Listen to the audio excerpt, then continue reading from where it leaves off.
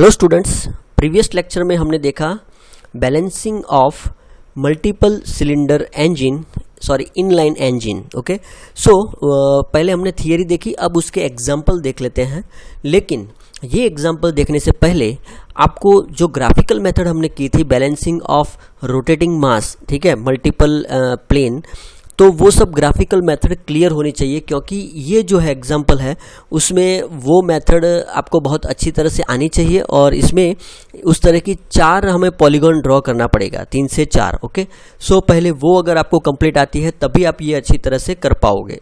अगर नहीं आती तो पहले वो क्लियर कर लो, उसके बाद ये देखना।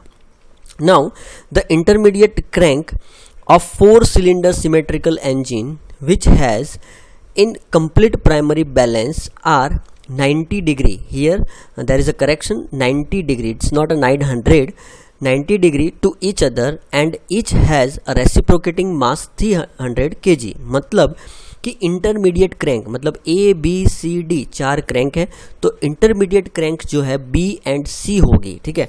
और बी और सी जो क्रैंक है उसका जो एंगल है वो 90 डिग्री है। मैं आपको बता दूं यहाँ पे एज अ रेफरेंस, यहाँ पे आप देख सकते हो बी और सी, ठीक है। तो जब भी हम कपल पॉलीगॉन ड्रॉ करेंगे तो बी और सी का जो एंगल मिलेगा वो 90 डिग्री मिलेगा। ओके, सो ये आपको जस्ट बेसिकली बताने के लिए यहाँ पे देखो, ये बी है और ये सी है, ठीक है, तो उसका एंगल जो है वो 90 डिग्री है। तो अभी आप इतना याद रखो कि बी और सी क्रैंक का एंगल 90 डिग्री है। From given data assume the inner crank or cylinder 2 and 3 are 90 degree to each other which has a reciprocating mass 300 kg। तो reciprocating mass कितना है 300 kg। The center distance between intermediate crank is 600 mm and between the extreme crank it is 1800 mm। मतलब कि यहाँ पे दो crank के बीच का डिस्टेंस कितना है 600 mm और एक्सट्रीम डिस्टेंस यानी कि सिलेंडर 1 से सिलेंडर 4 तक का जो डिस्टेंस है वो है 1800 mm। ओके, सो आप यहाँ पे देख सकते हो।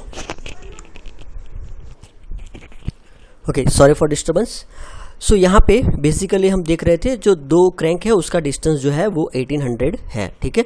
उसके बाद देखते हैं the centre distance between, okay, the length of connecting rod and crank are 900 mm and 300 mm respectively.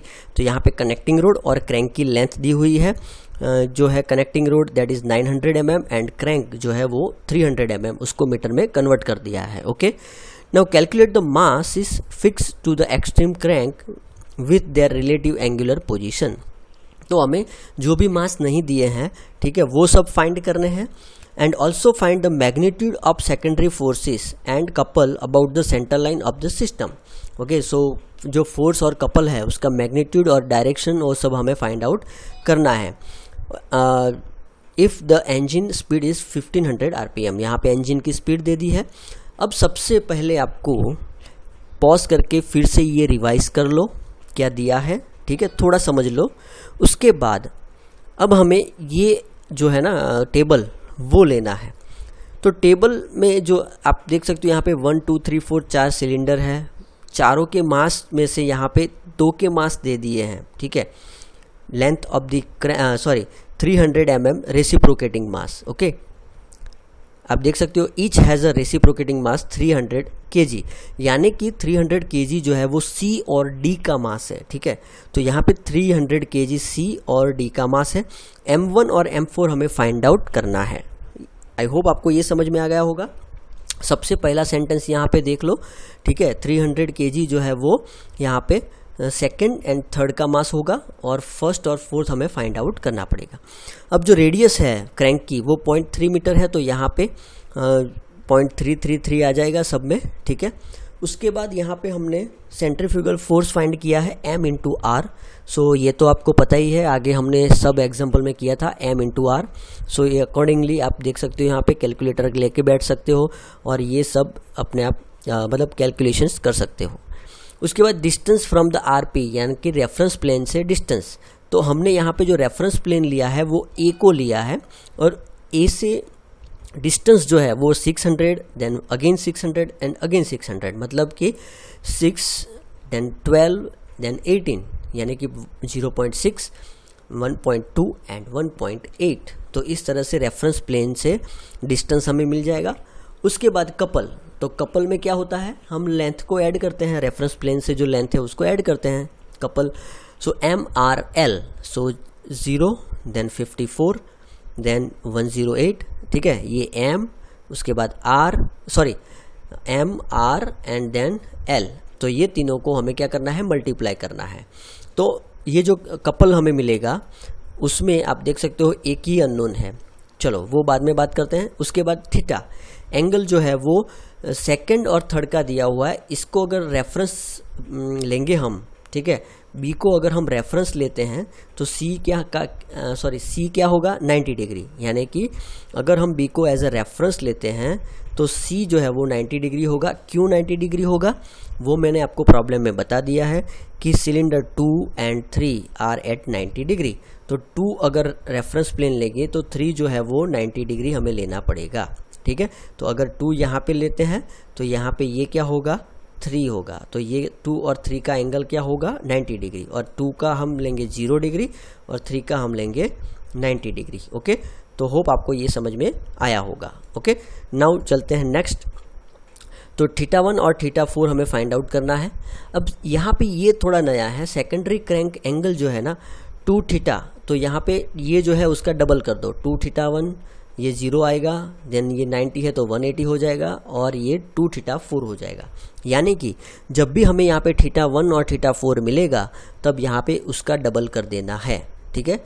तो होप आपको पहले ये टेबल पहले शांति से ये ड्रॉ कर देना है, लिख लेना है और हर एक चीज़ समझ लेनी है। उसके बाद हमें ड्रॉ करना है, चलो ये भी आपने कर लिया होगा, 1 2 3 4 ये डिस्टेंस, ठीक है, तो ये भी आपने कर लिया होगा। अब हमें ड्रॉ क्या करना है, ये सब चीज़ें यहाँ पे ड्रॉ करनी है, लेकिन सबसे पहले ड्रॉ क्या करना है, तो प्राइमरी कपल पॉलीगॉन। तो प्राइमरी कपल पॉलीगॉन क्यों लिया है, तो यहाँ पे आप देख सकते हो चारों में से यहाँ पे सिर्फ M4 है, वो ही अननोन है, ये 3 हमारे पास है ऑलरेडी। ओके, सो एक ही अननोन होने की वजह से यहाँ पे आप देख सकते हो 2 अननोन है, M1 एंड M4।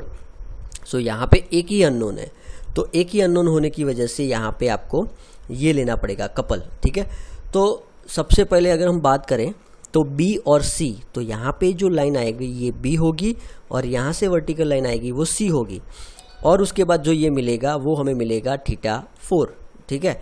सो यहाँ पे अगेन ये डिस्टेंस तो 0 है, ठीक है, ये 0 है, तो ये जो 54 है वो हॉरिजॉन्टल लाइन आएगी और ये 108 है वो वर्टिकल लाइन आएगी, ठीक है। सो हमें क्या करना है, आप थोड़ा मतलब एडजस्ट करना पड़ेगा, ऊपर नीचे हो रहा है। सो तो ये 54 की लाइन आएगी और ये आएगी 108 की लाइन, ठीक है, और ये एंगल कितना रहेगा, 90 डिग्री। अब आपको करना क्या है, स्केल ले लेना है। तो स्केल सपोज आप यहाँ पे 1 centimetre is equal to 10 kg into metre square ले रहे हो, तो 51 है यानी ऑलमोस्ट 5 सेंटीमीटर आएगा। उसी तरह 108 है तो ऑलमोस्ट 10.8 सेंटीमीटर आएगा, ठीक है। तो स्केल तो आपको वो बैलेंसिंग ऑफ रोटेटिंग मास में हमने बहुत स्केल लिए हैं ग्राफिकल मेथड में, तो आई होप आपको यहाँ पे भी वही स्केल लेना है, उस तरह से ही लेना है, तो आपको समझ में आ रहा होगा, ठीक है। सो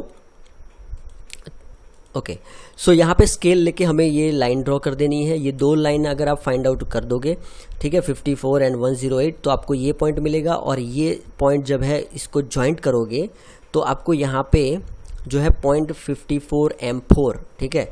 तो यहाँ पे जो लास्ट था ना हमारा पॉइंट 54 M4, ठीक है, तो इज इक्वल टू ये जो भी स्केल आपको मिलता है, ठीक है, ये जो भी लेंथ मिलती है उसके हिसाब से जो स्केल लेके आप करते हो, ठीक है, तो वो आपको मिलेगा, और उससे आंसर क्या मिलता है वो आप देख लो, और ये आपको साथों साथ करते ही जाना है, ठीक है। सो देख लेते हैं आंसर क्या मिलता है। तो सपोज़ यहाँ पे जो आंसर मिलता है वो कुछ इस तरह से मिलता है, 12 × 10, ठीक है, यहाँ पे जो स्केल लिया है उसके हिसाब से, और M4 जो मिलता है वो 222.22 kg है। आपको ये सॉल्व करना है, ठीक है। सो 222.22 kg है यहाँ पे, तो आपको ये फर्स्ट जो है M4 मिल गया, ठीक है, तो ये आपको अब मिल गया है M4 222.22 kg। अब यहाँ पे M4 मिल गया आपको, तो वो वैल्यू आप यहाँ पे रख दो। तो फिर उसके बाद हम ड्रॉ करेंगे फोर्स पॉलीगॉन। तो अब फोर्स पॉलीगॉन में M4 की वैल्यू रख दोगे तो आपको मिलेगी M1 की वैल्यू, वो हमें फाइंड आउट करनी है। ओके, नाउ ओके, सो M4 की वैल्यू यहाँ पे रख दोगे तो आपको क्या मिलेगा, यहाँ पे दूसरा टेबल भी दिया हुआ है। तो अगर आप M4 की वैल्यू यहाँ पे रखते हो, देखो आपको ये एंगल भी मिल गया है 245। कैसे मिला मैं आपको फिर से बता दूं, वो भी मैं आपको बताना भूल गया हूँ, 245। तो ये जब आप लाइन करोगे तो ये एंगल जो होगा वो भी 245 होगा, ठीक है, ये 245 होगा, तो वो एंगल है θ4। तो बेसिकली आपको क्या मिला, फर्स्ट ये प्राइमरी कपल पॉलीगॉन से क्या मिला, तो ये 245 मिला। उसके बाद यहाँ पे आपको ये मिला 120 ओके 222.2 kg M4 मिला, ठीक है। तो यहाँ पे आपको M4 रख दोगे यहाँ पे, तो वो आपको यहाँ पे 66.66 मिलेगा, ठीक है।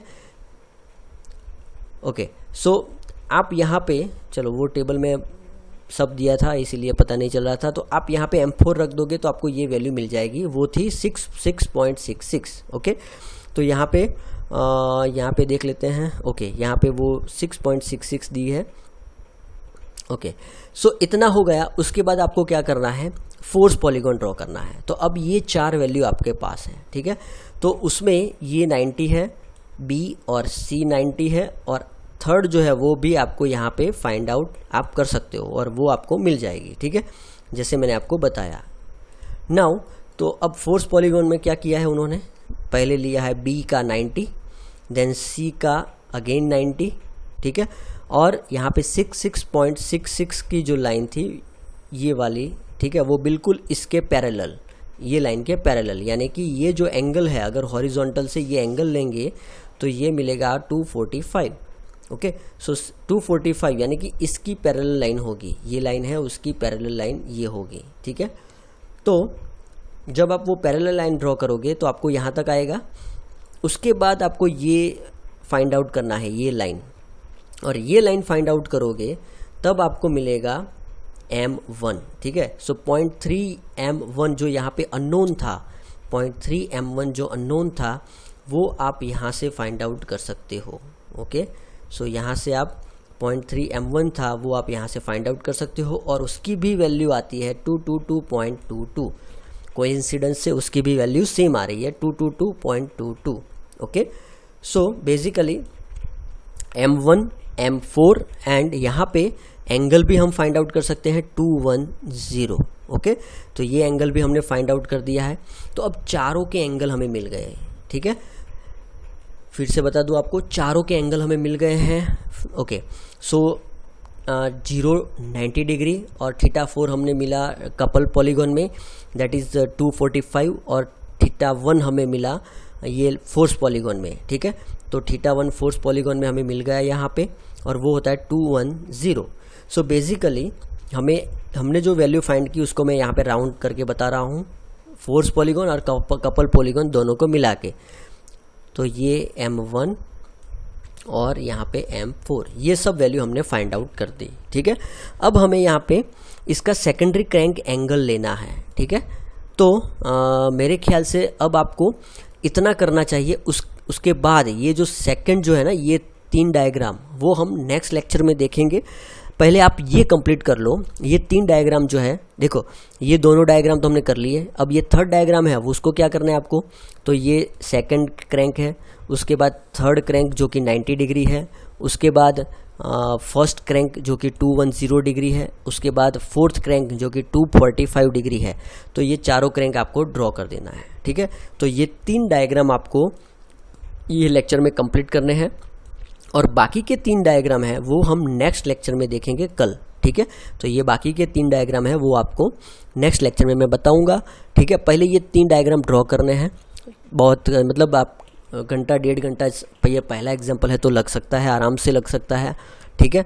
तो आप पहले इतना कंप्लीट कीजिए, उसके बाद हम बाद में दूसरा देखेंगे जो भी आधा एग्जाम्पल है, ठीक है। सो थैंक यू, जय हिंद, जय भारत।